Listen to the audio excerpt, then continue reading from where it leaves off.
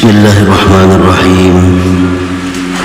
Alhamdulillah wa syukrulillah ala na'ma'illah alladhi amarana libtigha'i maradatillah. Ashhadu an la ilaha illallah wa ashhadu anna sayyidana Muhammadan abduhu wa rasuluhu wa habibullah. Sallallahu wa sallam ala khairi khalqillah Sayyidina Maulana Muhammadin miftahi babi rahmatillah wa ala alihi wa sahbihi wa zurriyatihi wa azwa'ihi ila yaumi liqa'illah, amma ba'du. Yang kita hormati, kita muliakan para habaib dan para ulama, para muhibbin, hadirin hadirat rahimakumullah. Puji syukur senantiasa kehadirat Allah Subhanahu wa ta'ala atas limpahan taufik dan hidayah serta inayahnya, sehingga kita malam ini dapat berkumpul bertemu kembali di majlis yang penuh barakah dan rahmat ini. Salawat dan salam atas junjungan kita Nabi besar Muhammad sallallahu alaihi wasallam dan seluruh keluarga, sahabat, zuriat dan pengikut beliau sampai hari akhir nantinya. Para muhibbin rahimakumullah, berkata Al-Imam Ahmad ibnu Atha'illah As-Sakandari rahimahullah, nafa'ana bi ulumihi wa asrarih, min alamat ittiba'il hawa al-musara'atu ila nawafidil khairat wa takasulu anil qiyami bil wajibat,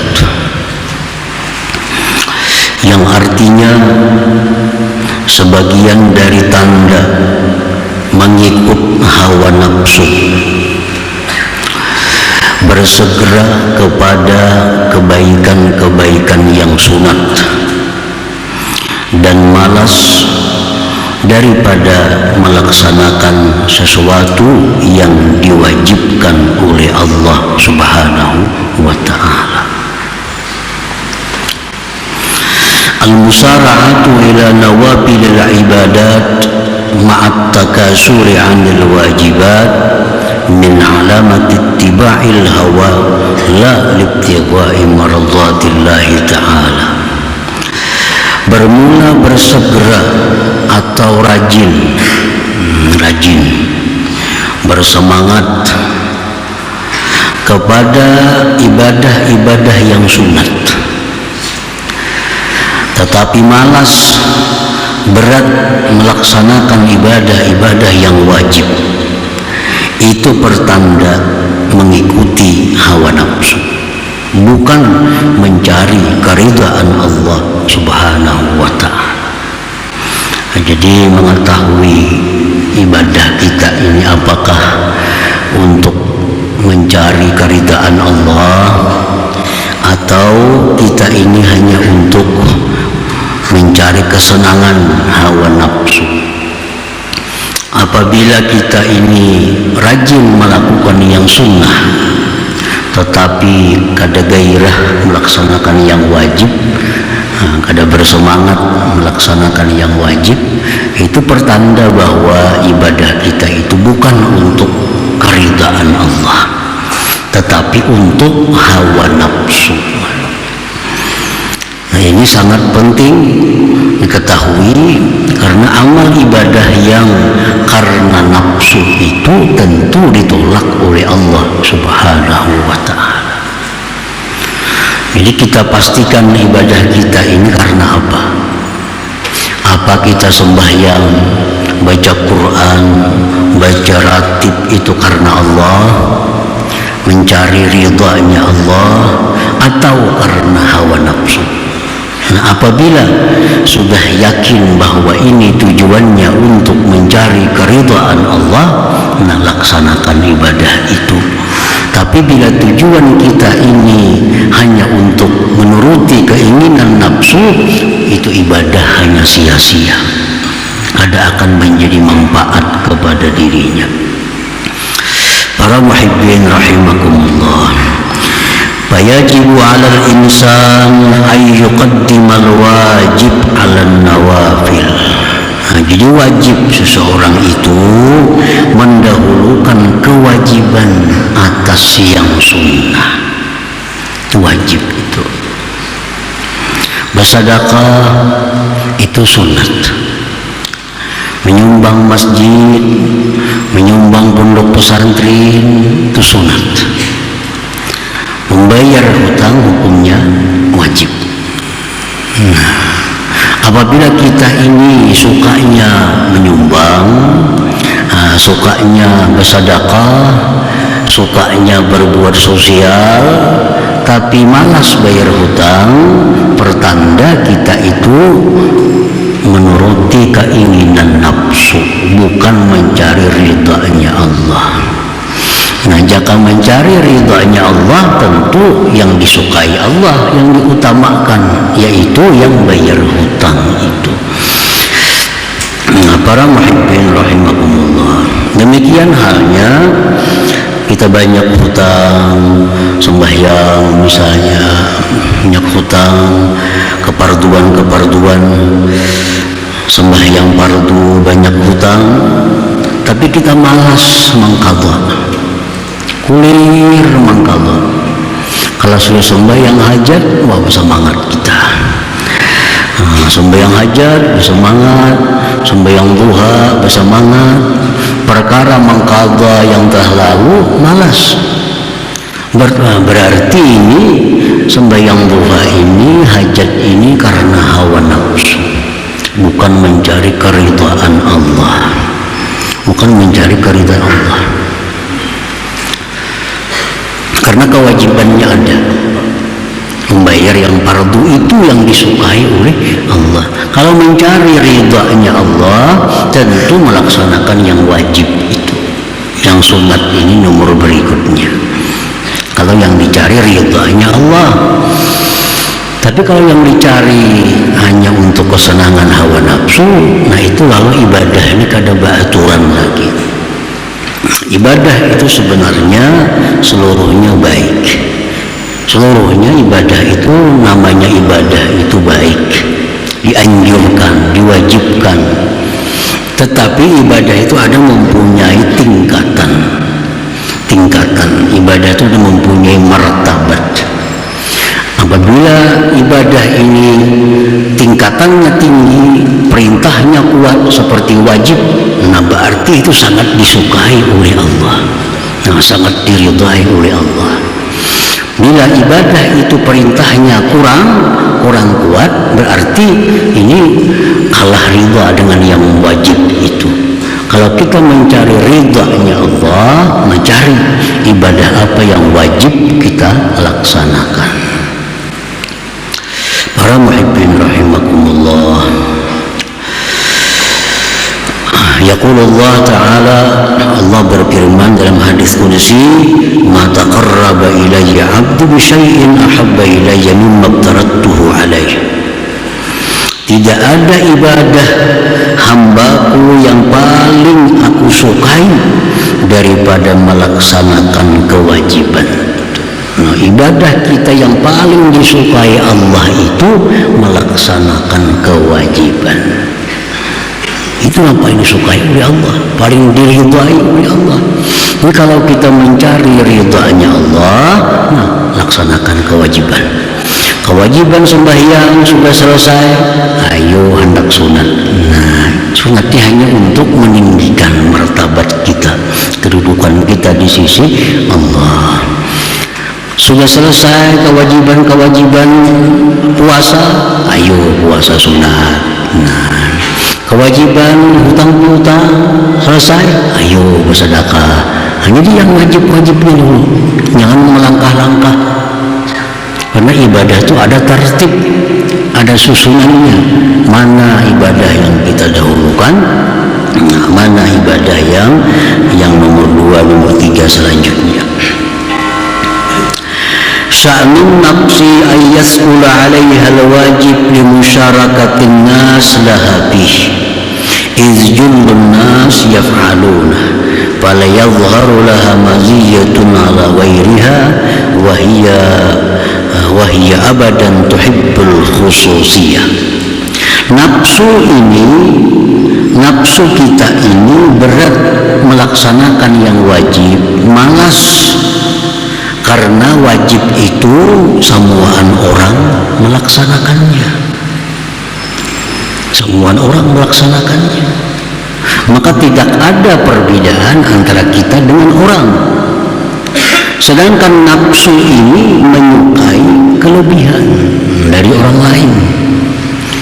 Pun aku nampardu kayak orang lain, orang semuaan berpardu juga. Lalu hendak melayani pada orang, hendak mencari ketinggian pada orang. Lalu nafsu ini ketujuh yang sunat. Pun aku bayar hutang, siapa yang memuji? Aku ini bayar hutang, siapa yang memuji? Kan ada memujinya, bayar hutang. Tapi kalau aku menyumbang sana sini, banyak yang memuji aku.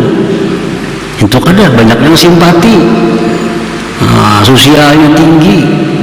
Kalau aku bayar hutang 20 miliar bayar hutang, ada yang memujinya orang.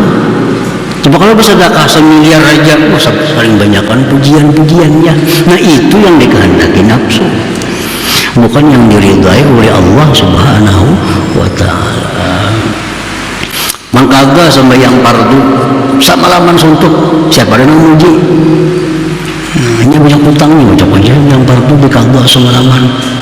Coba kalau sembahyang sunat 1000 rakaat semalaman, wah, banyak yang memuji. Sembahyang sunat ya tahan 1000 rakaat semalaman, padahal hutang fardu saling banyakkan lagi. Kenapa malas? Mangkaga yang fardu kan jadi dipuji orang. Tapi kalau kita melaksanakan sembahyang sunat, nah itu dipuji orang.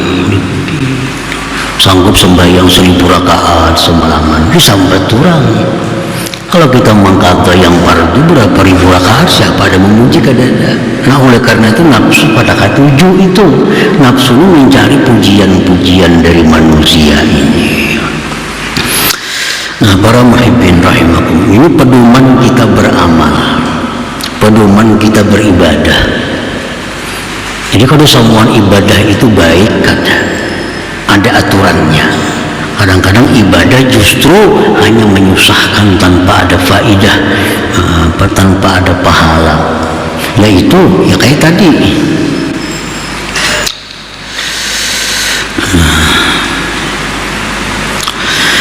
Bikhilafin nawafil fa innaha qad tanfaridu biha 'anil nas. Lain hal ibadah sunat itu dia tersendiri dengannya dari manusia. Imma li talabil madhi wassana, ada kalanya dia mencari pujian, atau talabil ujur, atau mencari pahala. Nawahadha min al-huzuzin nafsiyah, ini adalah bagian-bagian nafsu. Qala Ibrahim al-Khawwas, inna Allah la yaqbalu min 'amilin 'amala illa bisidqi wa isabatil haqq.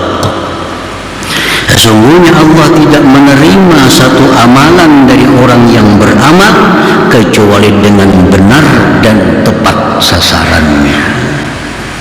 Yang tadi, ibadah kita ini hanya diterima oleh Allah kalau sudah benar dan tepat, isabatil haqq.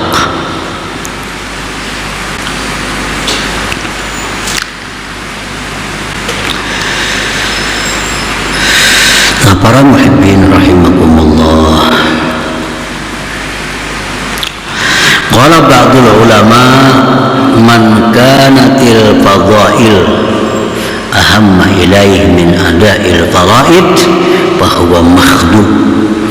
Barang siapa yang fadilat lebih utama kepada dia dari melaksanakan yang fardu, bahwa makhduun itu orang tertipu, terperdaya.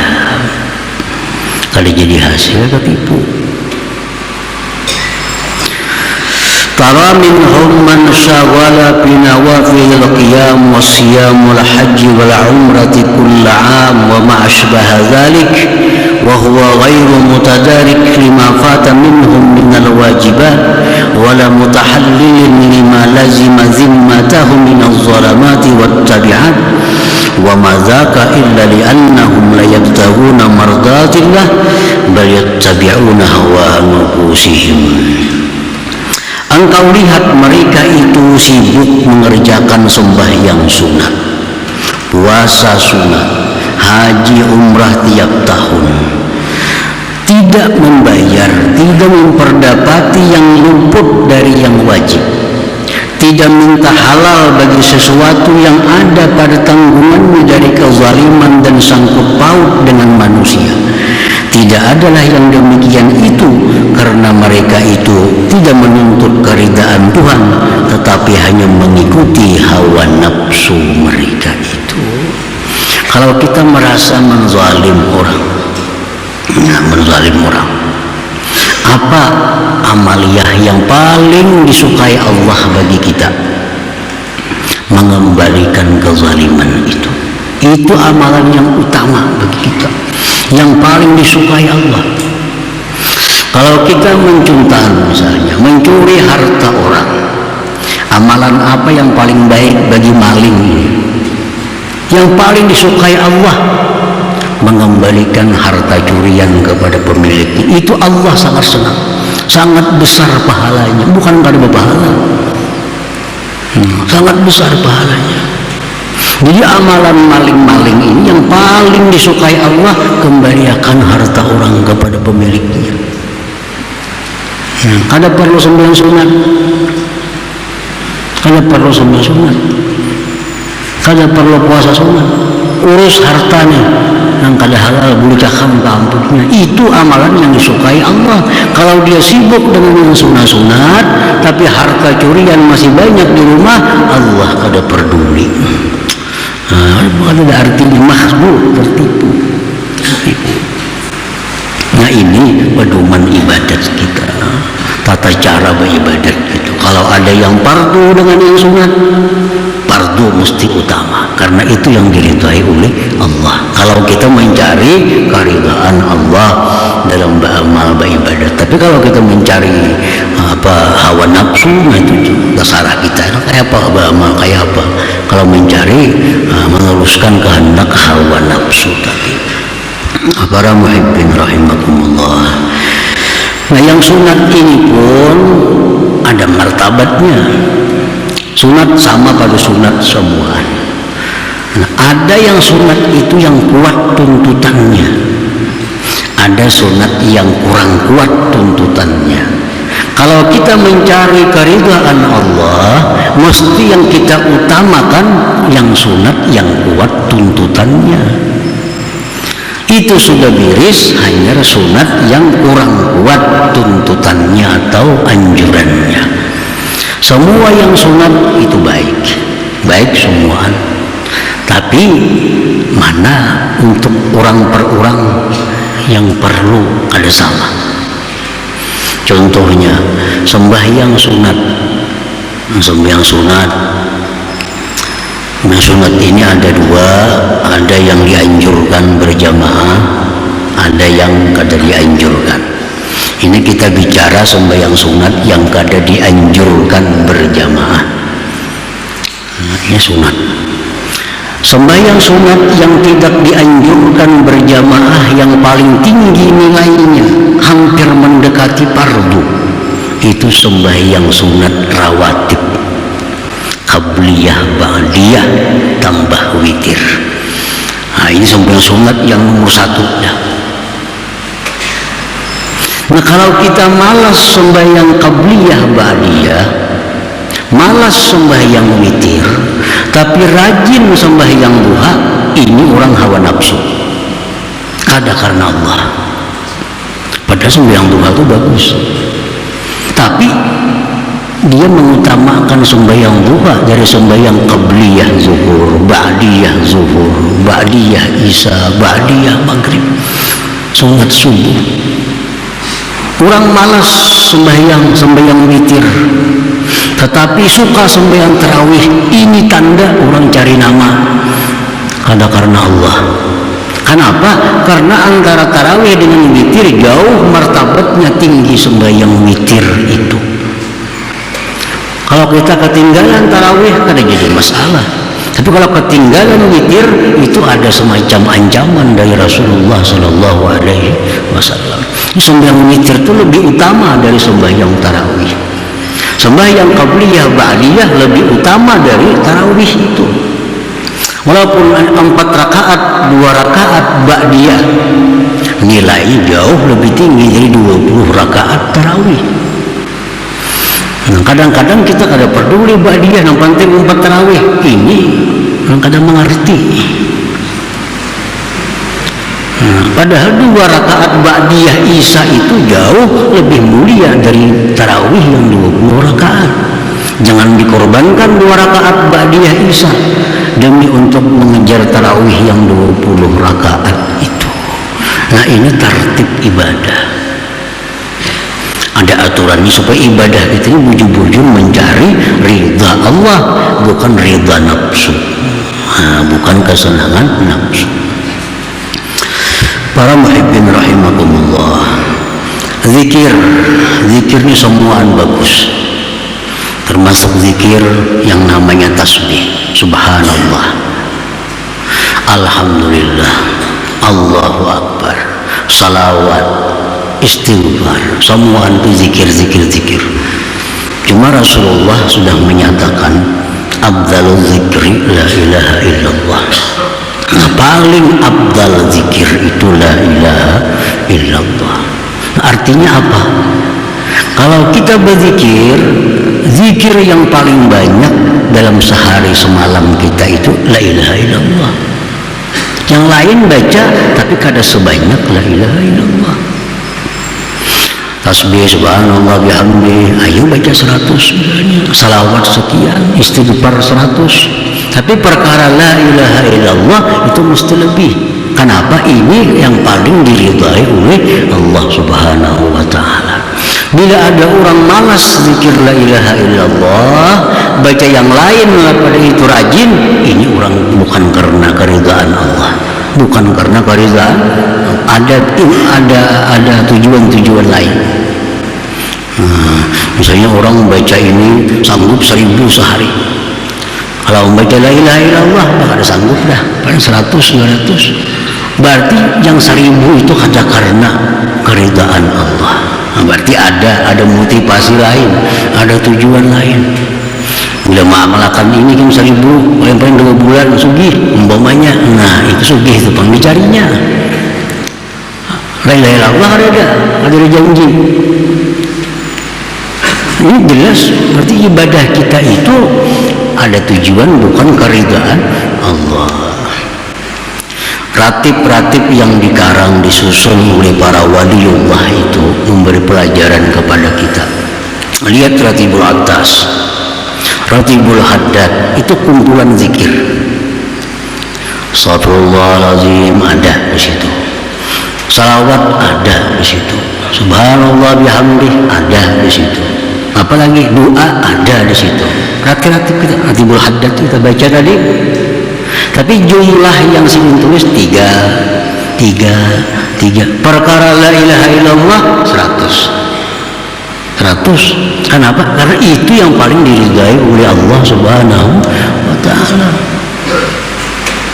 Selawat puluh 10.000 sanggup mengamalkan, simpan jangan, karena ada tujuan banyak duit.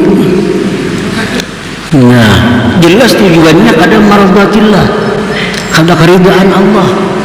Kalau keridhaan Allah mesti la ilaha illallah yang lebih semangat, yang lebih bergairah daripada zikir-zikir yang lainnya.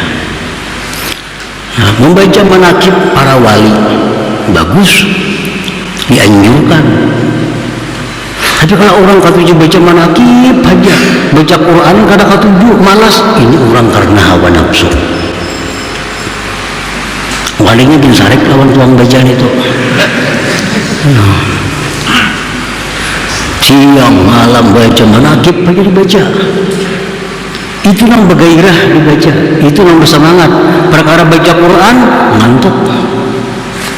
Berarti baca manaqib ini kadang mencari keridhaan Allah.